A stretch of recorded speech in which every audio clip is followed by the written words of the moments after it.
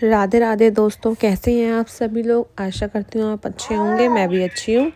तो दोस्तों, आज मैं आपको दिखाती हूँ कि हम अपने कान्हा जी का स्नान कैसे करते हैं और आप सभी लोगों को भी किस प्रकार कान्हा जी का स्नान करना चाहिए, पूर्ण विधि स्नान कराने की। तो सबसे पहले हम एक अपने लड्डू गोपाल जी का पात्र लेंगे जिसमें भी हम उन्हें नहलाएंगे। उसके बाद हमें बनाना है लड्डू गोपाल जी का कमल दल, जिस पे कि हम उन्हें बिठा करके विराजमान करके उनका स्नान कराएंगे। तो कुछ इस तरीके से बनाना है जैसे कि यहाँ पर बना रहे हैं हम। तो इसको बनाने के बाद इसके बीचों बीच हमें ओम शब्द लिखना है, ओम, और चारों तरफ एक एक बिंदु लगा देनी है। देखिए, जिस प्रकार से हम अपनी इस वीडियो में बना रहे हैं ओम, आपको भी ठीक इसी प्रकार कमल दल के बिल्कुल बीचों बीच ओम बनाना है और उसके चारों तरफ छोटी छोटी बिंदुएं भी बनानी है, सेम इस तरीके से। उसके बाद हमें अपने लड्डू गोपाल जी को बैठाना है और आराम से यहाँ पर स्नान कराना है। लड्डू गोपाल जी को आप खाली पात्र में बिठाने के बजाय एक परात में कमल दल बनाएं और उसमें फिर कान्हा जी को विराजमान करें। वो ज़्यादा अच्छा होता है और कान्हा जी को भी, और इससे हमारे कान्हा जी भी खूब प्रसन्न होते हैं। और हमें कमल दल बनाने के बाद कान्हा जी को पुष्प से भी नहलाना चाहिए। उनके पास, उनके समीप खूब सारे पुष्प होने चाहिए। और देखिए दोस्तों, ये मैं ले रही हूँ गोपी चंदन, इससे भी मैं कान्हा जी को नहलाऊंगी। ये गोपी चंदन होता है जो वो थोड़े दानेदार होता है, मोटा होता है।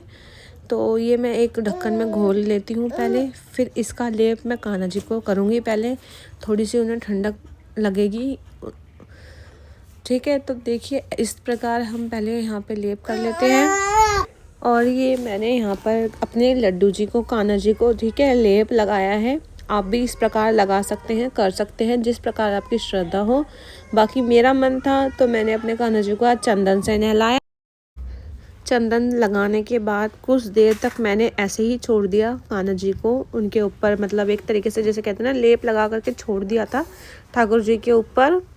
और थोड़ा सा उनकी मालिश वगैरह करी, हाथों में, पैरों में, सर पे अच्छे से हमें उनकी मालिश भी करनी होती है, कमर पे।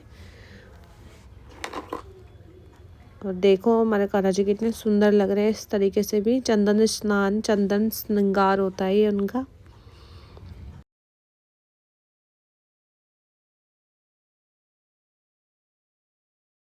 तो चंदन से मालिश वगैरह करने के बाद अब हम इन्हें नहलाएंगे दूध से। तो ये हमने ले लिया दूध का लोटा जिसमें कि हमने नॉर्मल सिंपल गंगा जल डाल रखा है। फिर चंदन को हमने हटा लेना है अच्छे से कान्हा जी के पूरे शरीर पे से। उसके बाद हमें लेना है शहद, शहद से नहलाएंगे। उसके बाद हम अपने ठाकुर जी को, तो शहद ज़्यादा ना लें, थोड़ी थोड़ी, मतलब थोड़ा थोड़ा ही मात्रा में लें। ज़्यादा लगाने से कान्हा जी काले पड़ते हैं और उनको ज़्यादा शहद भी नहीं लगाना चाहिए। तो हमें हल्का सा, थोड़ा सा शहद लेकर के पूरी इनके शरीर पर अच्छे से मालिश करनी है शहद की। खूब अच्छे से मालिश करने के बाद हाथों की, पैरों की, कमर की हमें दोबारा इनको उसी जल से नहला देना है जो कि हमने अभी आपको दिखाया था, दूध वाला गंगा जल का। और उसके बाद अब हम नहलाएंगे दही से। तो एक तरीके से हमने पूरी पंचामृत स्नान कराया है आज अपने कान्हा जी का। तो आप लोग भी ऐसे ही करा सकते हैं अगर आपको अच्छा लगता हो तो। बाकी अब हम दही जो होती है वो कान्हा जी को प्रिय होती है, जैसे कि मक्खन, दूध, दही। तो वो हमने अब अर्पित करी है अपने कान्हा जी को। मतलब अब कान्हा जी को हम दही से नहलाएंगे। तो दही से नहलाते नहलाते कुछ दही, हमारे कान्हा जी नहाते नहाते खूब दही का आनंद लेते लेते कुछ दही स्वाद लेते हैं दही का, मतलब भोग लगा लेते हैं वो। और अब हम दिखाएंगे, अब हम इसके बाद डालेंगे दूध। अब हम नहलाएंगे दूध से। इसके में थोड़ा सा गंगा जल ले लेना है हमने। गंगा जल में, दूध में गंगा जल डाल के अब हम दूध से स्नान कराएंगे। जैसे कि शहद से कराया और दही से कराया, दूध से करा रहे हैं हम। पुष्प हमने डाल दिए थे, गंगा जल भी हमने डाल दिए थे और घी भी हमने इसी में डाल दिया था, चीनी वो भी हमने इसी में ही डाल दी थी। तो इस तरीके से आप लोग भी पंचामृत स्नान करा सकते हैं अपने ठाकुर जी का। अगर आपको हमारा ठाकुर जी का स्नान पसंद आया हो तो प्लीज़ हमारी वीडियो में जाकर लाइक करना, शेयर करना, कमेंट करना दोस्तों। तो ये है वही सिंपल पानी जो मैं आपको बहुत देर से दिखा रही थी। तो अब हम नॉर्मल पानी से अपने ठाकुर जी को नहलाएंगे। और एक बात और ध्यान रखना दोस्तों, माय यूट्यूब फैमिली, जिस भी प्रकार अब हम जैसे नॉर्मल पानी से नहीं नहाते हैं, थोड़ा अब हमें गर्म पानी चाहिए होता है हमारे नहाने के लिए। तो इसी प्रकार हमें भी अपने लड्डू गोपाल जी को गर्म पानी से ही नहलाना है, ठंडे पानी से हमें बिल्कुल भी नहीं नहलाना। तो ये देखिए कैसे लग रहे हैं मेरे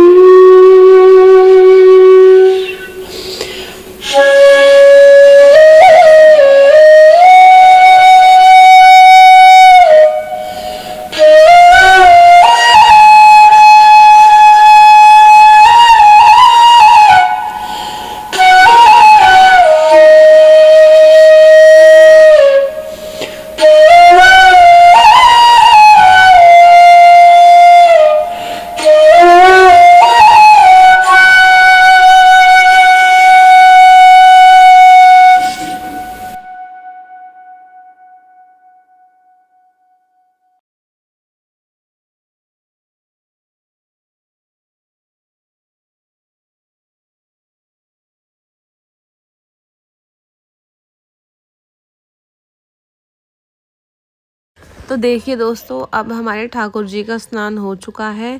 अब हम इन्हें एक साफ़ कपड़े में रखेंगे। ये इनका टावल है, तौलिया।